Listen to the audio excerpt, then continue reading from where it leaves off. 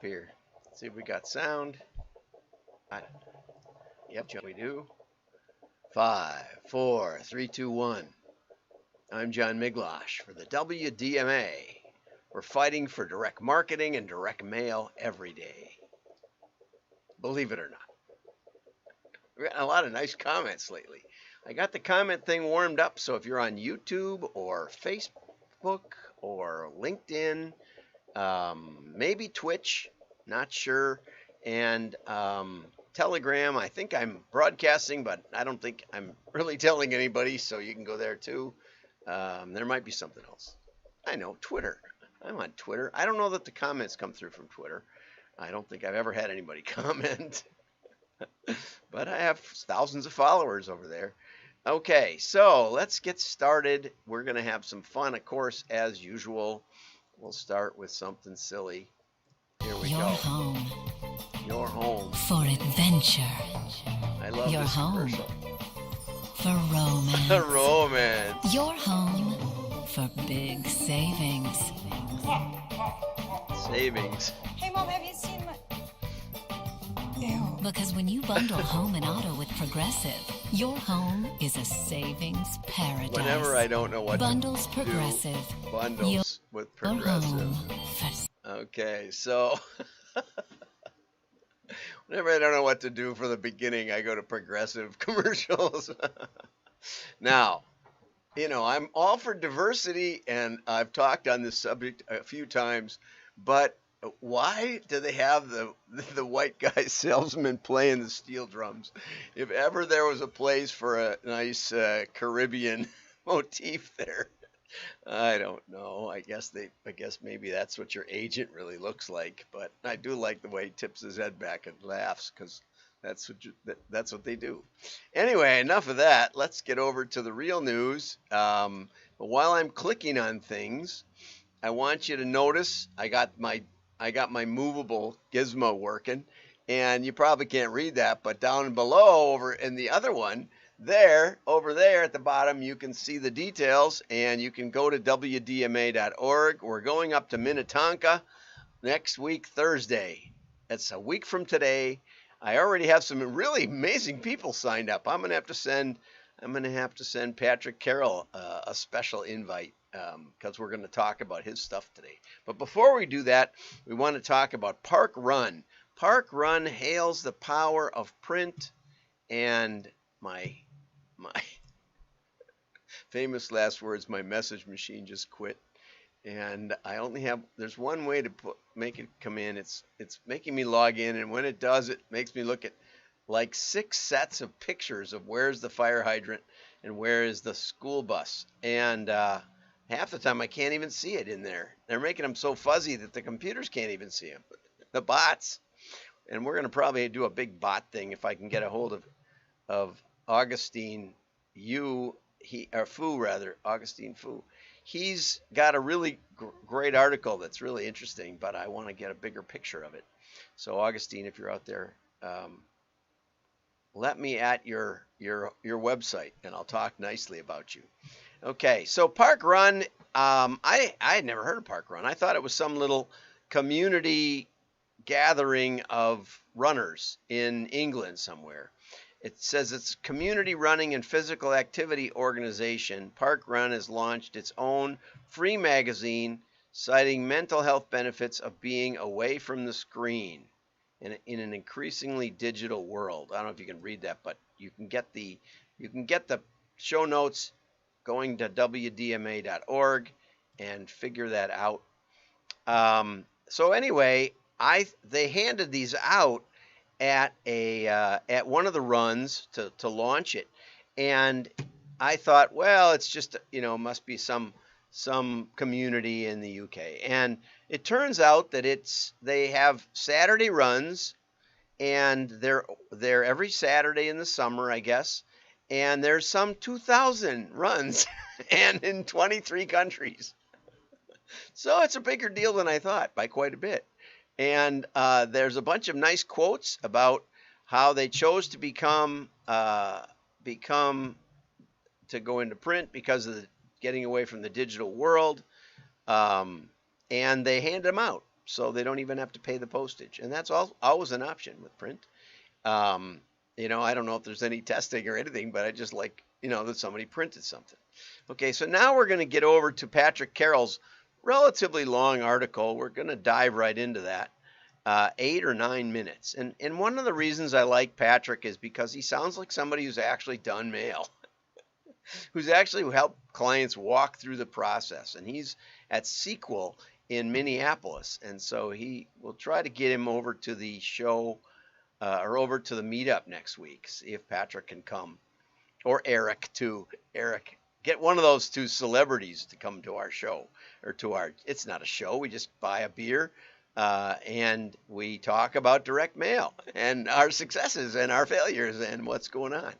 So it's a lot of fun. You won't have that happen just stumbling into a bar. So anyway,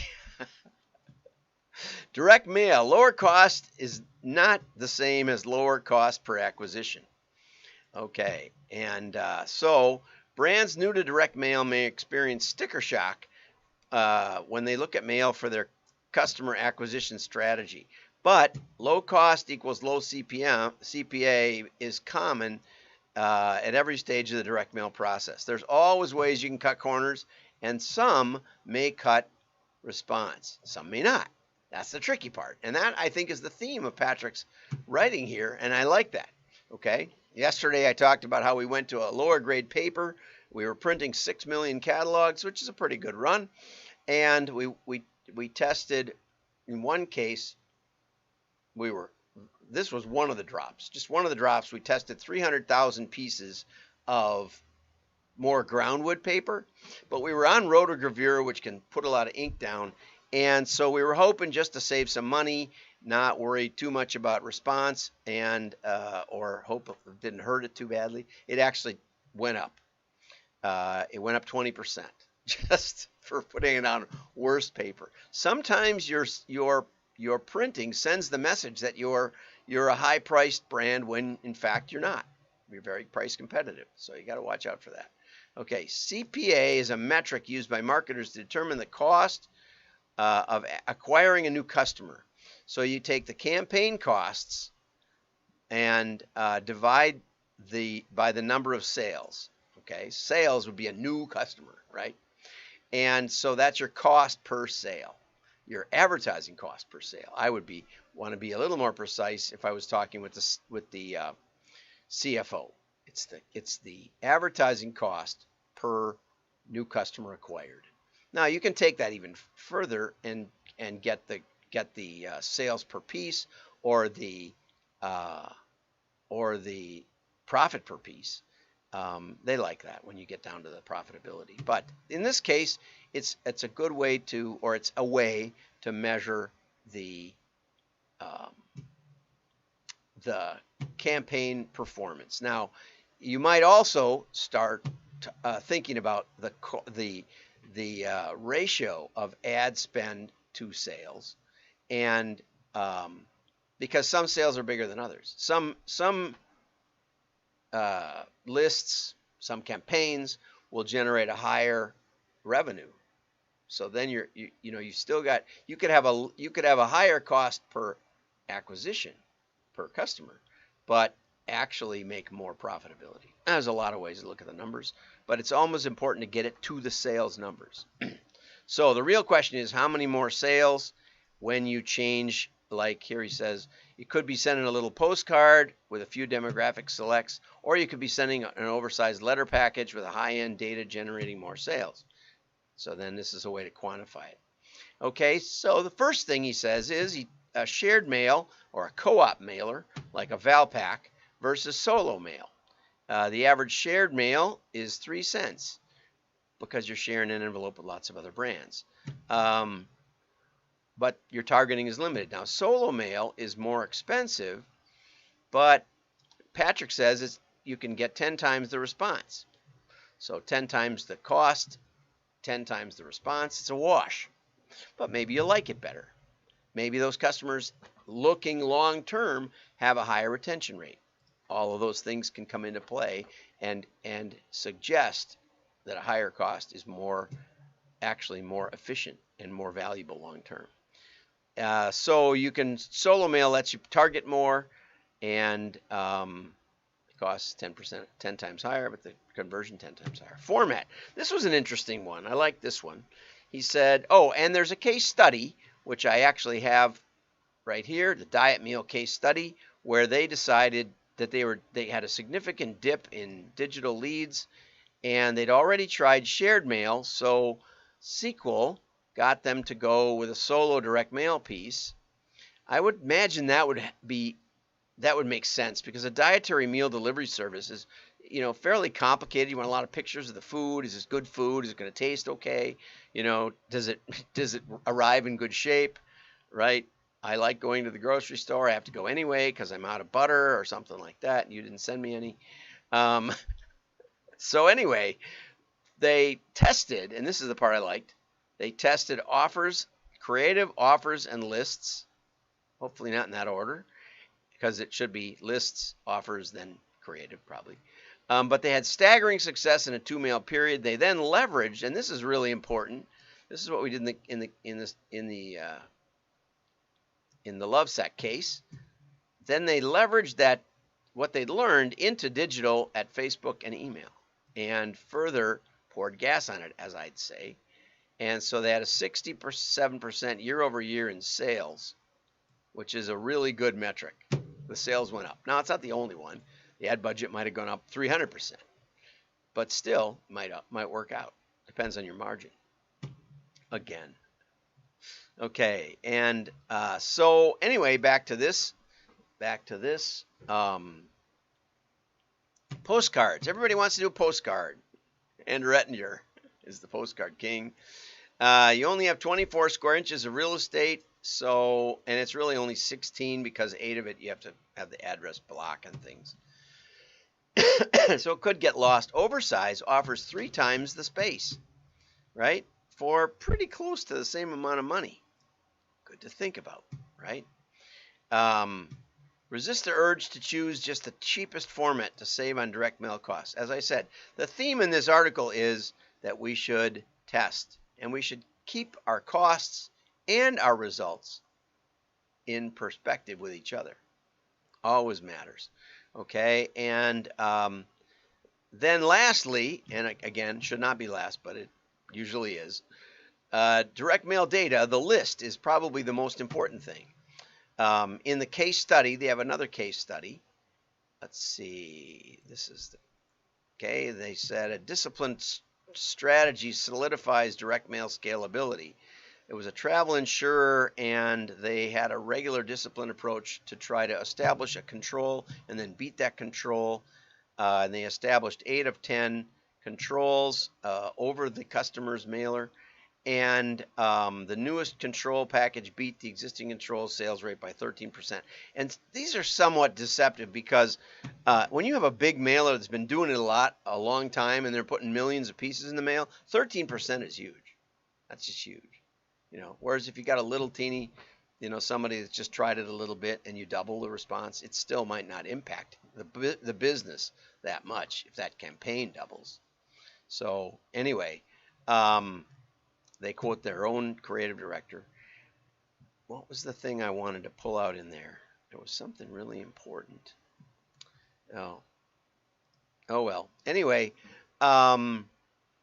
all right, data is responsible for up to 80% of your response rate, so you really want to have a good list. Oh, one of the things they did, if you look up the case on this one, is they did a lot of, they did some data hygiene, and they found out that they had a lot of people that weren't in the right age range for the target that they were looking for, and because I think they were, if you're offering retirement cruises, you don't want to send it to high school kids. Simple as that, right? Maybe they'll hand it along to their parents. That isn't impossible. There's a really famous case where Sports Illustrated, by mistake, bought some ad time on Saturday morning cartoons, and it was one of the most effective ad buys they'd ever had, because apparently the dads were watching cartoons with the kids while mom slept. That's what we used to do on Saturdays. And the dads didn't care about the cartoons, whereas if they advertise in the middle of a big sports drama, event, nobody's going to get up from the phone to go order Sports Illustrated. That would be like completely opposite of what you would tend to do. But in this case, since it wasn't an engaging show, it was sports related, the dads got up and picked up the phone and called in and subscribed. So sometimes, Victoria's Secret made a big deal out of mailing. I think this might have been an accident or a test where they mailed, like men at work who then bought stuff for their wives and girlfriends, or just wanted to, look through the attractive catalog. Anyway, they worked really well, and that was a whole new market for them. Land's End got into apparel and swimwear, same thing, kind of. Because it used to be just old salty sailors. They mention Every Door Direct, and they say if you're not a high volume mailer, these might actually not work for you. But actually, if you're a very, very small mailer, these are excellent. If you've got a little store, this is a great way to start, because you can drive around the town and think, well, where are the nice houses? Let's mail to those, kind of thing. And the Postal Service doesn't just give you by zip code, but gives you the carrier route. And so it does let you have some sense of where you're mailing. So if you're an ultra small mailer, I think our church does some of these, it can work very well. Although, if you're mailing, even if you're mailing like home repair services, you may want to mail a different offer to your customers versus your prospects, in which case Every Door Direct is not for you. In the UK, I believe they do let you suppress your own customers out of the mailing for acquisition, but in the US they don't. So instead, you can do a saturation mailing, get almost the same low rates, and exclude your customers, offer your customers something else, something even better maybe, something more special, but keep them separate. It's always a good thing. Okay, so anyway, there's Patrick, and he's Director of Strategy, which is one of those words that we like to use. Have a great day. Like and share. Your friends will know you're smart. Bye-bye.